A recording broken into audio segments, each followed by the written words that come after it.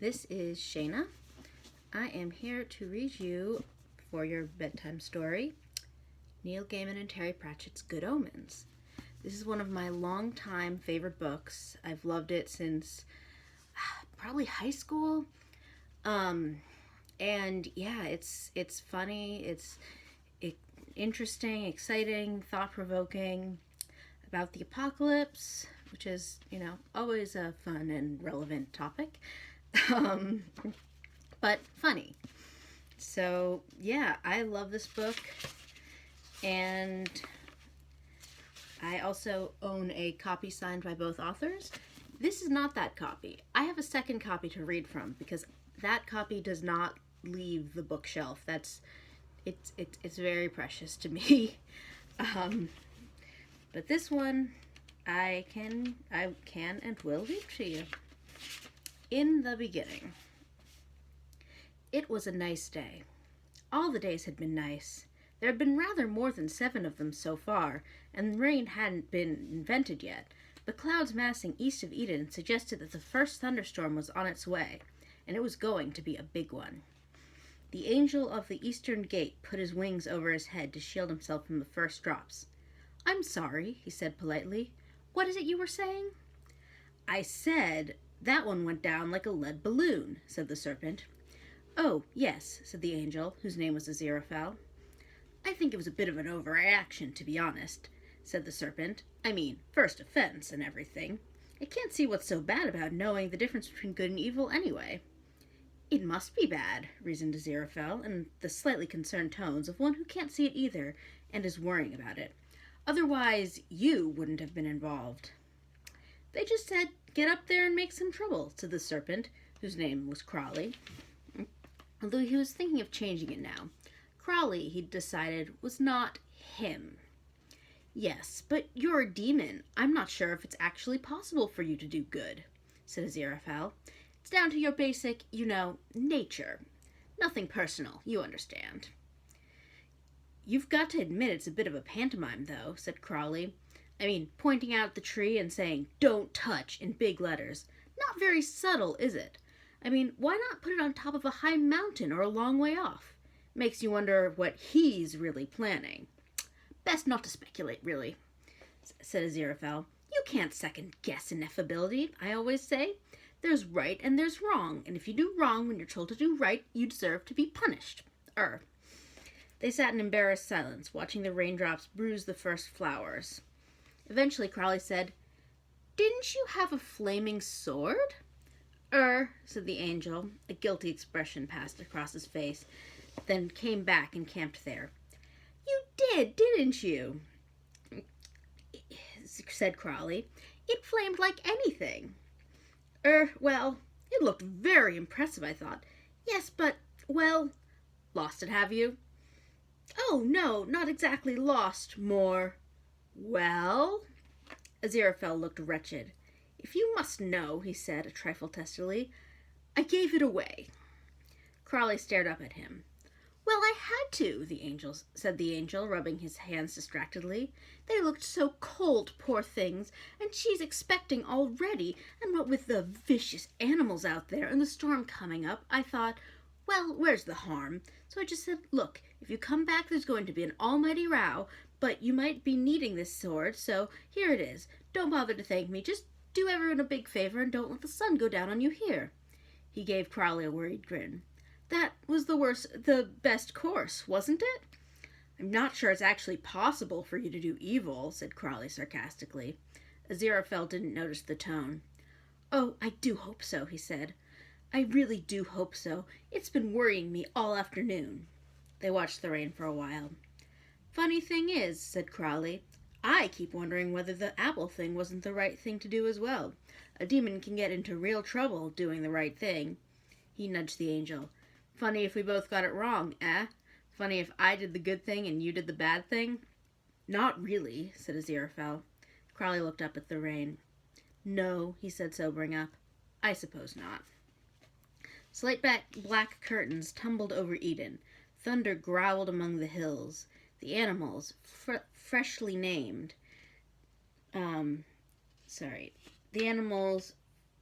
freshly named, cowered from the storm. Far away in the dripping wood, something bright and fiery flickered among the trees. It was going to be a dark and stormy night. And so then we have our wonderful dramatis personae, which I will not read because there's a lot. 11 years ago. Current theories on the creation of the universe state that, if it were created at all and didn't just start, as it were, unofficially, it came into being between 10 and 20,000 million years ago. By the same token, the Earth itself is generally supposed to be about 4,500 million years old. These dates are incorrect. Medieval Jewish scholars put the date of creation at 3760 BC. Greek Orthodox theologians put creation back as far as 5508 BC. These suggestions are also incorrect.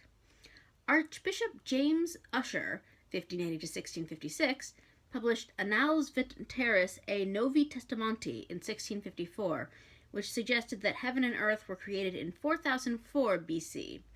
One of his aides took the calculation further and was able to announce triumphantly that the earth was created on Sunday the 21st of October, 4004 BC, at exactly 9 a.m., because God liked to get work done early in the morning while he was feeling fresh. This, too, was incorrect, by almost a quarter of an hour. The whole business with the fossilized dinosaur skeletons was a joke that paleontologists haven't seen yet. This proves two things. Firstly, that God moves in extremely mysterious, not to say circuitous ways. God does not play dice with the universe. He plays an ineffable game of his own devising, which might be compared, from the perspective of any of the other players, i.e. everybody, to being involved in a dark and obscure and complex version of poker in a pitch-dark room with blank cards for infinite stakes with a dealer who won't tell you the rules and who smiles all the time. Secondly, the Earth's a Libra. The astrological prediction for Libra in Your Stars Today column of the Tadfield Advertiser on this day in history read as follows. Libra, September 24th to October 23rd. You may be feeling run down and always in the same old daily round. Home and family matters are highlighted and are hanging fire. Avoid unnecessary risks. A friend is important to you. Shelve major decisions until the way ahead seems clear. You may be vulnerable to stomach upset today, so avoid salads. Help could come from an unexpected quarter. This was perfectly correct on every account, except for the bit about the salads. It wasn't a dark and stormy night. It should have been, but that's weather for you. For every mad scientist who has a convenient thunderstorm just on the night his great work is finished and lying on the slab, there have been dozens who sat around aimlessly under the peaceful stars while Igor clocks up the overtime. But don't let the fog, with rain later, temperatures dropping to around 45 degrees, give anyone a false sense of security. Just because it's a mild night doesn't mean that dark forces aren't abroad. They're abroad all the time. They're everywhere. They always are. That's the whole point. Two of them lurked in the ruined graveyard. Two shadowy figures, one hunched and squat, the other lean and menacing, both of them Olympic-grade lurkers. If Bruce Springsteen had ever recorded Born to Lurk, these two would have been on the album cover. They had been lurking in the fog for an hour now, but they had been pacing themselves, and could lurk the rest of the night if necessary, with still enough sullen menace left for a final burst of lurking around dawn. Finally, after another 20 minutes, one of them said, "Bugger this for a lark. He should have been here hours ago." The speaker's name was Hastur. He was a Duke of Hell. Many phenomena, wars, plagues, sudden audits, have been advanced as evidence for the hidden hand of Satan in the affairs of man, but whenever students of demonology get together, the M25 London Orbital Motorway is generally agreed to be among the top contenders for Exhibit A. Where they go wrong, of course, is in assuming the road is evil just because of the incredible carnage and frustration it engenders every day. In fact, very few people on the face of the planet know that the very shape of the M25 forms the sigil Odegra in the language of the black priesthood of ancient Mu, and means, "Hail the great beast, devourer of worlds." The thousands of motorists who daily fume their way around its serpentine lengths have the same effect as water on a prayer wheel, grinding out an endless fog of low-grade evil to pollute the metaphysical atmosphere for scores of miles around. It was one of Crowley's better achievements. It had taken years to achieve, and had involved 3 computer hacks, 2 break-ins, 1 minor bribery, and on one wet night, when all else had failed, 2 hours in a squelchy field, shifting the marker pegs a few, but occultly incredibly significant meters. When Crowley had watched the first 30-mile-long tailback, he'd experienced the lovely warm feeling of a bad job well done. It had earned him a commendation. Crowley was currently doing 110 miles per hour somewhere east of Slough. Nothing about him looked particularly demonic, at least by classical standards. No horns, no wings. Admittedly, he was listening to a Best of Queens tapes, but no conclusions should be drawn by this, because all tapes left in the car for more than about a fortnight metamorphosed into Best of Queens albums. No particularly demonic thoughts were going through his head. In fact, he was currently wondering vaguely who Moe and Chandon were. Crowley had dark hair and good cheekbones, and he was wearing snakeskin shoes. Or at least, presumably he was wearing shoes. And he could do really weird things with his tongue. And whenever he forgot himself, he had a tendency to hiss. He also didn't blink much. The car he was driving was a 1926 black Bentley, one owner from new, and that owner had been Crowley. He'd looked after it. The reason he was late was that he was enjoying the 20th century immensely. It was much better than the 17th, and a lot better than the 14th. One of the nice things about time, Crowley always said, was that it was steadily taking him further away from the 14th century, the most bloody, boring 100 years on God's, excuse his French, earth. The 20th century was anything but boring. In fact, a flashing blue light in his rear-view mirror had been telling Crowley for the last 50 seconds that he was being followed by 2 men who would like to make it even more interesting for him. He glanced at his watch, which was designed for the kind of rich deep-sea diver who likes to know what time it is in 21 world capitals while he's down there. It was custom-made for Crowley. Getting just one chip custom-made is incredibly expensive, but he could afford it. This watch gave him the time in 20 world capitals and in a capital city where in another place where it was always one time, and that time was too late. The Bentley thundered up the exit ramp, took the corner on 2 wheels, and plunged down a leafy road. The blue light followed. Crowley sighed and took one hand from the wheel, and, half-turning, made a complicated gesture over his shoulder. The flashing light dimmed into the distance as the police car rolled to a halt, much to the amazement of its occupants, but would be nothing compared to the amazement they'd experienced when they opened the hood and found what the engine had turned into. In the graveyard, Hastur, the tall demon, passed a dog end back to Ligor, the shorter one, and the more accomplished lurker. "I can see a light," he said. "Here he comes now, the flash bastard." "What's that he's driving?" said Ligor. "It's a car. A horseless carriage," explained Hastur. "I expect they didn't have them last time you were here. Not for what you might call general use." "They had a man at the front with a red flag," said Ligor. "They've come on a bit since then, I reckon." "What's this Crowley like?" said Ligor. Hastur spat. "He's been up here too long," he said, "right from the start. Gone native, if you ask me. Drives a car with a telephone in it." Ligor pondered this. Like most demons, he had a very limited grasp of technology, so he was about to say something like, "I bet it needs a lot of wire," when the Bentley rolled to a halt at the cemetery gate. "And he wears sunglasses," sneered Hastur, "even when he don't need to." He raised his voice. "All hail Satan," he said. "All hail Satan," Ligor echoed.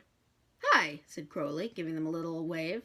"Sorry I'm late, but you know how it is on the A40 at Denham, and then I tried to cut up towards Chorleywood, and then—" "Now we are all here," said Hastur meaningfully. "We must recount the deeds of the day." "Yeah, deeds," said Crowley, with a slightly guilty look of one who is attending church for the first time in years and has forgotten which bits you stand up for. Hastur cleared his throat. "I have tempted a priest," he said. "As he walked down the street and saw the pretty girls in the sun, I put doubt into his mind. He would have been a saint, but within the decade we shall have him." "Nice one," said Crowley helpfully. I have corrupted a politician, said Ligur. I let him think a tiny bribe would not hurt.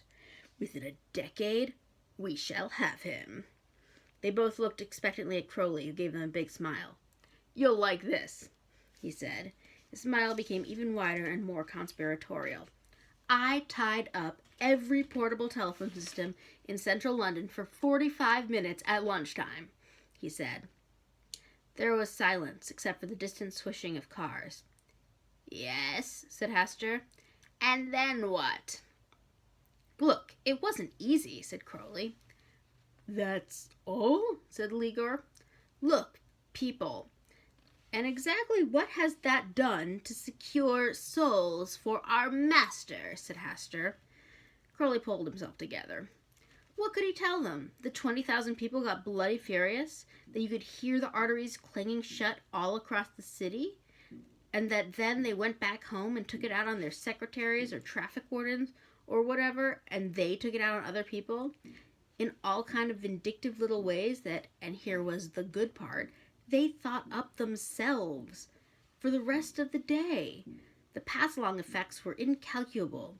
Thousands and thousands of souls all got a faint patina of tarnish, and you hardly had to lift a finger. But you couldn't tell that to demons like Hastur and Ligur. 14th century minds, a lot of them, spending years picking away at one soul. Admittedly, it was craftsmanship, but you had to think differently these days. Not big, but wide. With 5 billion people in the world, you couldn't pick the buggers off one by one anymore. You had to spread your effort. But demons like Ligur and Hastur wouldn't understand. They'd never have thought up Welsh language TV, for example, or VAT, or Manchester. He'd been particularly pleased with Manchester. The powers that be seem to be satisfied, he said. Times are changing, so what's up? Hastur reached down behind a tombstone. This is, he said. Crowley stared at the basket. Oh, he said, no. Yes, said Hastur, grinning. Already? Yes. And, it's up to me to... Yes. Hastur was enjoying this. Why me? Said Crowley desperately. You know me, Hastur. This isn't, my scene. Oh, it is, said Hastur. Your scene, your starring role. Take it. Times are changing. Yeah, said Ligur, grinning. They're coming to an end for a start. Why me? You are obviously highly favored, said Hastur maliciously. I imagine Ligur here would give his right arm for a chance like this. That's right, said Ligur. Someone's right arm anyway, he thought. There were plenty of right arms around. No sense in wasting a good one. Hastur produced a clipboard from the grubby recesses of his mackintosh. Sign here, he said, leaving a terrible pause between the words. Crowley vaguely fumbled inside an inside pocket and produced a pen. It was sleek and matte black. It looked as though it could exceed the speed limit. It's a nice pen, said Ligur. It can write underwater, Crowley muttered. Whatever will they think of next, mused Ligur.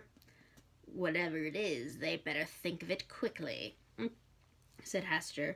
No, not A.J. Crowley, your real name. Crowley nodded mournfully and drew a complex, wiggly sigil on the paper. It glowed redly in the doom, just for a moment, and then faded. What am I supposed to do with it? He said. You will receive instructions, Hastur said. Why so worried, Crowley? The moment we have been waiting for all these centuries is at hand. Yeah, right, said Crowley. He did not look now like the lithe figure that had sprung so lithely from the Bentley a few minutes ago. He had a hunted expression. Our moment of eternal triumph waits. Eternal, yeah, said Crowley. And you will be a tool of that glorious destiny. Tool, yeah, muttered Crowley. He picked up the basket as if it might explode, which, in a manner of speaking, it would shortly do. Okay, he said. I'll, be off then, shall I? Get it over with. Not that I want to get it over with, he added hurriedly. aware of the things that could happen if Hastur turned in an unfavorable report. "But you know me. Keen." The senior demons did not speak. "So I'll be popping along," Crowley babbled. "See you guys great, fine, ciao." As the Bentley skidded off into the darkness, Ligor said, "What's that mean?" "It's Italian," said Hastur. "I think it means food." "Funny thing to say, then." Ligor stared at the retreating taillights. "You trust him?" he said. "No," said Hastur. "Right," said Ligor. It would be a funny old world, he reflected, if demons went around trusting each other. So that was the beginning of Good Omens. Great book. If you would like to purchase a copy for yourself, there will be a link in the description of this video. I hope you're all having a great evening, and take care of yourselves. See you later. Bye.